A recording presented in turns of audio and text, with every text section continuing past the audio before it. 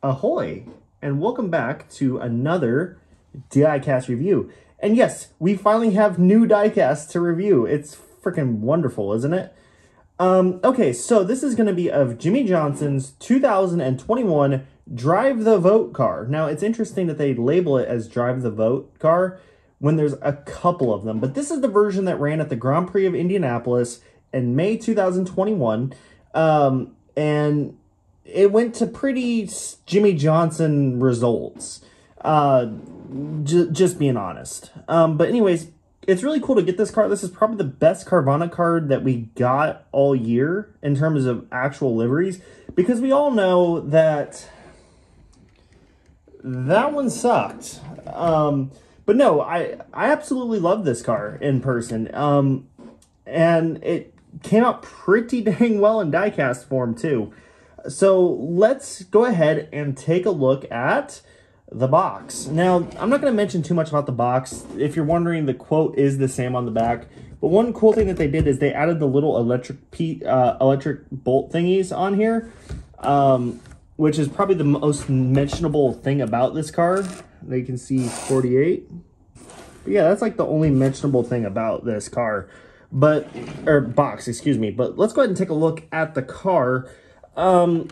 So yeah, here on the front wing, we got Carvana. We do have a little bit of a decal chippage here, which is never good. And that's from the zip ties, or not the zip ties, but from the tie downs used on the car. So we had this issue quite a while back where the decals would get messed up because of the ties, and it seems that we're getting that again. If you don't know what I'm talking about, look at the leading edge of the front wing. We have these little neon light thingies across the front wing, and you can see where it kind of meets up right there. But it looks great nonetheless. It looks like a lightsaber, and I'm just going to call them the Lightsabers from now on because I can. But going up the, well, on the wing main plane, we have, of course, Carvana and then American Legion, the other sponsor for the car. Going up the nose, we have Dallara, the Carvana logo, HPD, Honda, NTT IndyCar Series, number 48 with two lightsabers meeting it. Here on the side, we have Legion.org because I was down drinking at the Legion and I met a girl. She was nice. She was pretty and pleasing. If you don't know what that's from, it's a Trailer Park Boys reference. So, fantastic show. I highly suggest you watch it. Over here, we got more of the lightsaber thingies in between the suspension pieces. On the mirrors, we got Carvana, and Firestone on the top of the side pod. Carvana, once again, there's a lot of Carvana. And then we got the lightsaber thingy going on back. Same thing here on the side of the aero screen. It kind of joins back here. Honda, NTT IndyCar Series PPG. And then you can see NTT, wow, I'm so used to saying NTT Data, Chip Ganassi Racing, but Carvana, Chip Ganassi Racing. And then you can see the 48 on top of the roll hoop with the blue outline. It looks a lot better with the blue outline, I will give it that. Because on the original release, if you remember back, it was just a flat 48 on there, and that did not look good. So I'm glad that they added the kind of outline in blue. And it looks very Chip Ganassi-esque too, just saying. But it is a little bit tilted back on the diecast. On the engine cover, we have American Legion and powered by Honda, because I didn't know American Legions were powered by anything. But I guess they're Honda. Maybe Honda generators? I don't know. On the engine cover, we got two more of the lightsabers. On the flick, we got Carvana, American Legion, HPD, and NTT P1 Pull Award. We have dual-tone rims. On the original release, they were in the yellow. This time, they're in silver. And you can see the black inner spokes and the silvered lug nut. Here on the rear wing, we got two more of the lightsaber things with the 48 and the Carvana logo. On the rear wing, we have Carvana once again. And then back here, we have the rookie stripe. And yes, for those wondering, we did get decaling on the back of the wing with Carvana. This side, pretty much the same as the other, as you would probably expect. And if you are wondering, this is number 116 with 2017. I still find that funny that the undertray is a copyright 2017 casting. But yes, so this car, a lot of people will think it's like black almost, but luckily this lighting is very generous to me. And you can see it's like almost a dark purple. Now the underfloor does have that coloring on it.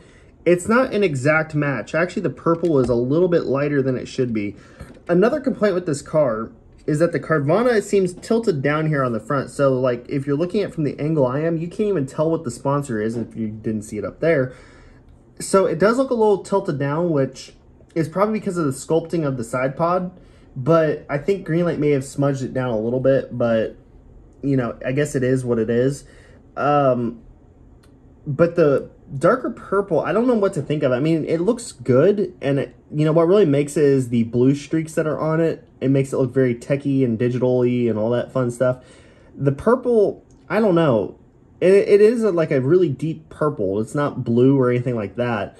I'd have to actually compare it to, I would have to compare it to see what the exact comparison would be like on it. Sorry about that, my brain went fart. And actually, honestly, it's kind of like the same color that the side pod of this one is, just maybe a little bit, no, it's about the same actually. If you look between the two, it's about the same.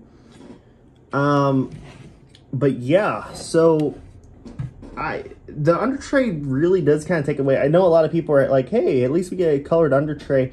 But when the color matches that off, it looks a little bit weird. And you can actually see the piece kind of popping up here a little bit as well. But, you know, it's a good car. I hate to be that guy that bashes everything Greenlight does. I'm glad we got it. That's the thing. I'm trying to get it so, like, the entire car would focus. I'm just glad we got this diecast. I really am. It's a good car. I think it could be better. Any diecast Greenlight does can be better. But, you know, I don't know. I'm not even going to bother with, like, should you get this or should you not? Because I know most of you are going to do it anyways because the name Jimmie Johnson makes a lot of you jizz in your pants. I understand that. But I'm just giving you kind of a heads up of what to expect if you're going to spend $75 on it. I'm just doing that nice, honest favor of you. Would I buy this car again? Well, no, because I have one to begin with. But if I could go back and when I didn't have it and then buy it, I would, because it's a good-looking car. I think they did a decent job of representation, and again, could it be better? Yes, but I think it turned out pretty decent. So, anyways, that's it for this review, guys. Thank you so much for watching. I hope you enjoyed it. And we have the Marcus Ericsson review coming up next. I'm excited for that one, because I've been waiting for that one for a long fucking time. Anyways, that's it, guys. Thanks for watching, and as always, ahoy, peace out.